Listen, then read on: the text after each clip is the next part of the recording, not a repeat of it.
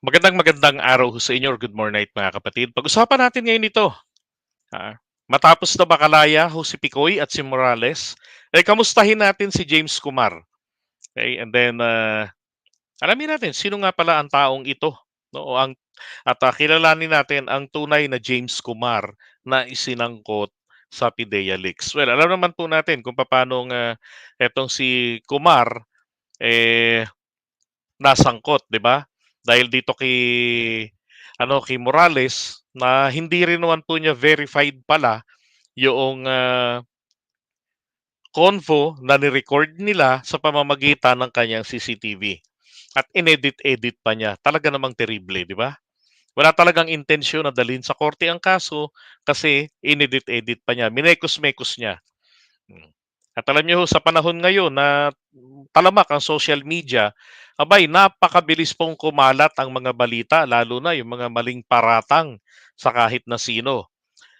At eto hong si James Kumar ay alam niyo, eto nai-content na natin ito di ba? Sabi ko nga, nasa call center pa lang ako, naririnig ko na ang pangalan nito Oh. So isa ho siyang respetadong negosyante at saka pilantropo. Ibig sabihin yung mga tumutulong ng walang hinahangad na kapalit, walang kamerang nakatutok, walang gano'n, di gaya ng ibang mga katulad kong vlogger na yung iba lang naman sa amin.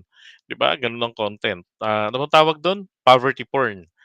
Okay? So isa siyang Filipino-Indian na naging biktima rin po ng mga maling paratang.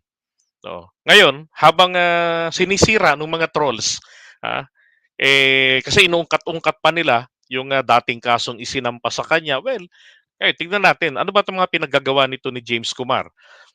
Alam niyo ho, nagkaroon po kasi nakita ko kay Jojo de Guzman na may kaso raw ito, no? So tinignan ko ngayon. Alam niyo yung kasong sinasabing na isampa laban sa kanya, ito'y ano tawag dito yung dalawang kolokoy nakalaya no. Yan.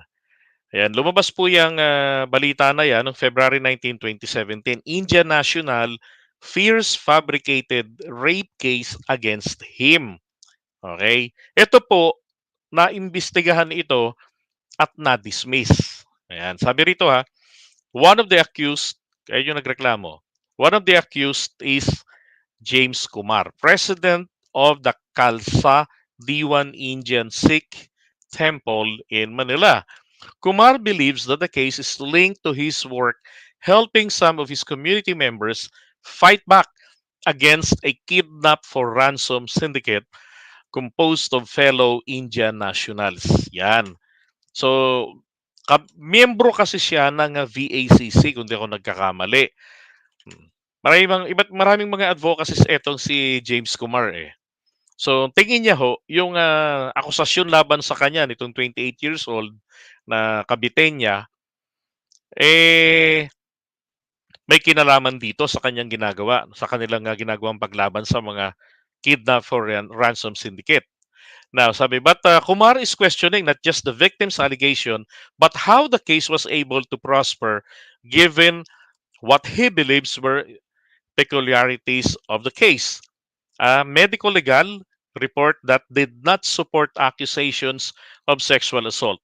Non-existent addresses where notices were supposedly sent, and the victim's own narration of events, which his camp claims defied human logic. Kaya nga parang yung bintang sa kanya tipong out of nowhere. Bigla na lang, eto na, inaakusahan na si James Kumar ng mga terribling mga ginawa do sa kanyang akusasyon laban sa kanya. So yun po ay na-dismiss na ang kaso na yan. Okay, so yung mga tao dyan na nung lumabas ang kanyang pangalan at naniwala sila katulad dito ni Bato de la Rosa, nakakilala pa naman niya si James Kumar, pero naniniwala doon na totoo ang kwento na ginawa nito ni Picoy. Sinabi na nga ni Picoy na inimbento ko lang, pinaprank ko lang etong si Romy, na kaibigan niya, matalik din naman. Diba? Kaya nga sabi niya, kung nalaman ko lang na si Morales ang kausap niya, di mas marami pa akong ginawang kwento. Diba? Kaso, pag talagang gusto mong sirain ng isang tao, wala kang pakikinggan Di ba? Nakatuwiran o depensa. Hindi mo titignan ang validity nito.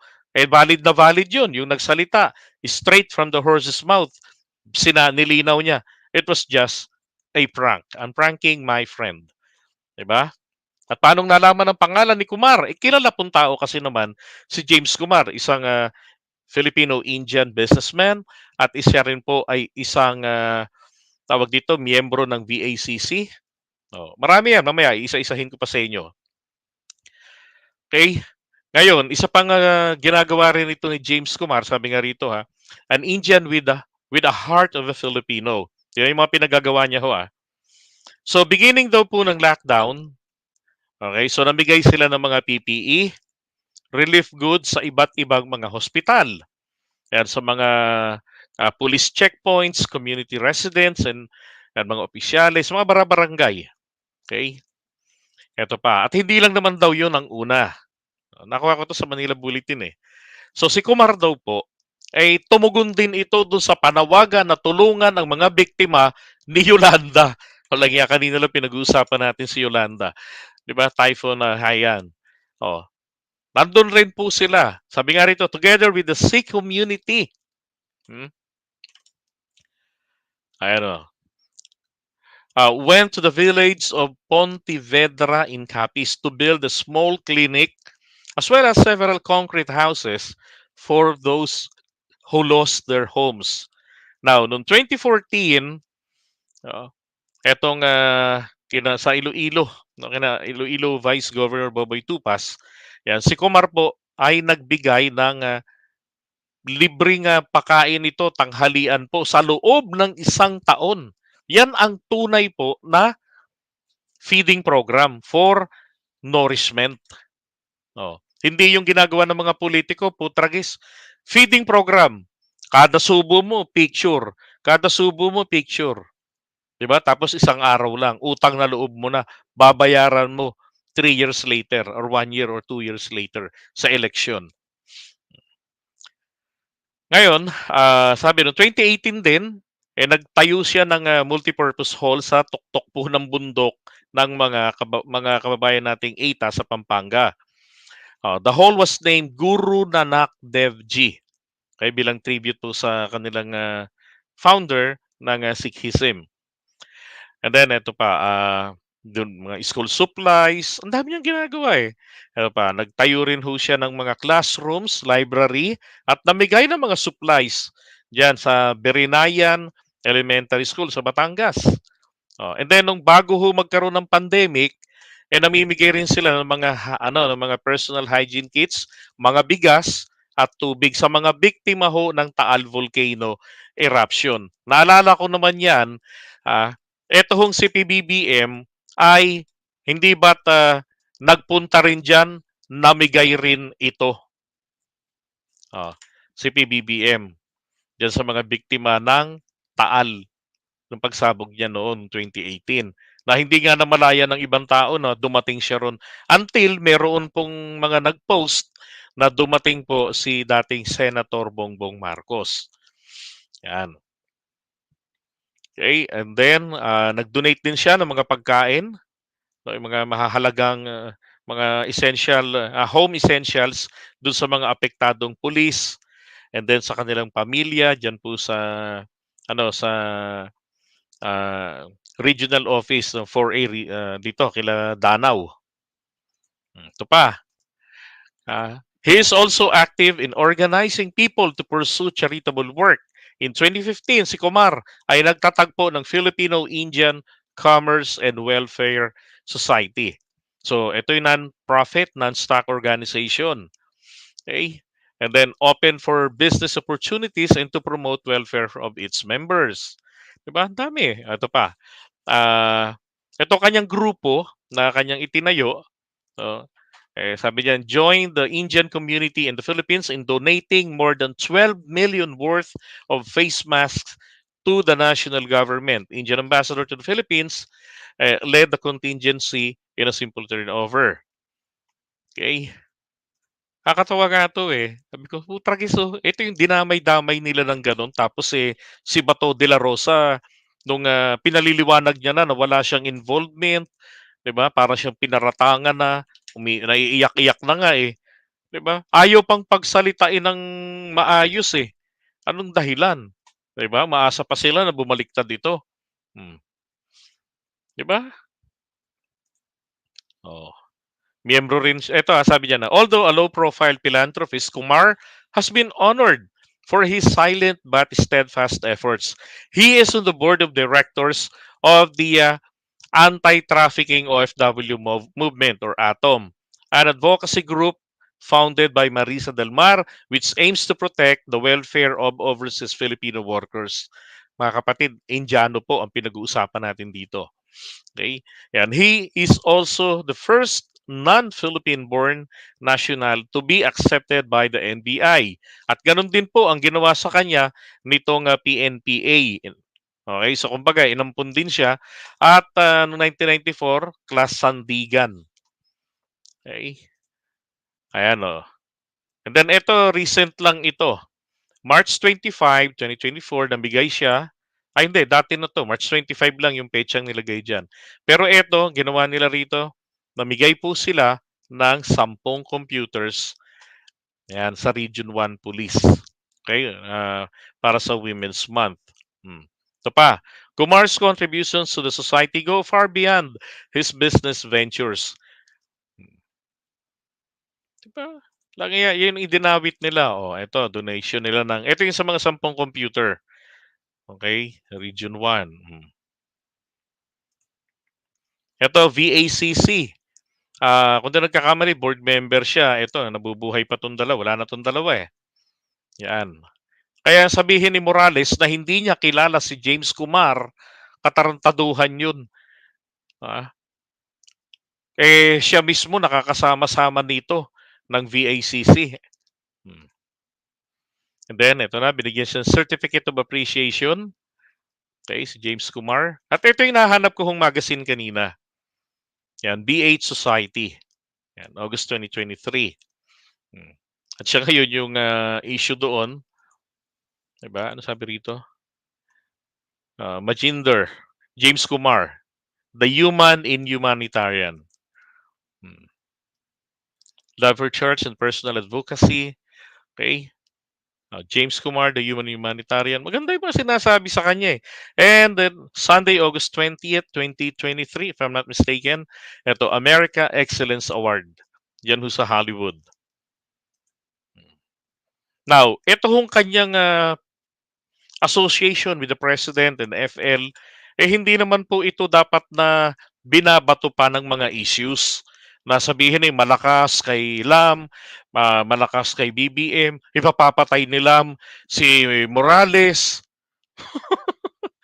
Na yung inimbentong kwentong pinaniniwalaan ng mga hindi naman uto-uto pero nagpapakauto-uto para masira lang etong dalawa. Hindi naman po niya inaabuso. And besides, hindi lang naman po niya kilala o kaibigan ang ating presidente at si Lam. Marami pa ho. Eto na lang eh. Oh, 'di ba? Para diyan sa mga iyak ng iyak. Ayan. Sino magkasama sa picture? Si Kumar. And then si dating Pangulong Duterte. Saan ito? Sa Malacanang 'yan. Eto, sino pang kasama niya rito? Si Bongo. Gate crasher ba siya? Hindi. Kaya naman, pare-pareho sila. Si Bongo nga wala eh. Di ba? May mga ribbon sila. Ano bang grupo ito? Isang organisasyon to eh. Yan. Vitaliano Aguirre, PRRD, Larry Gadon. Di ba?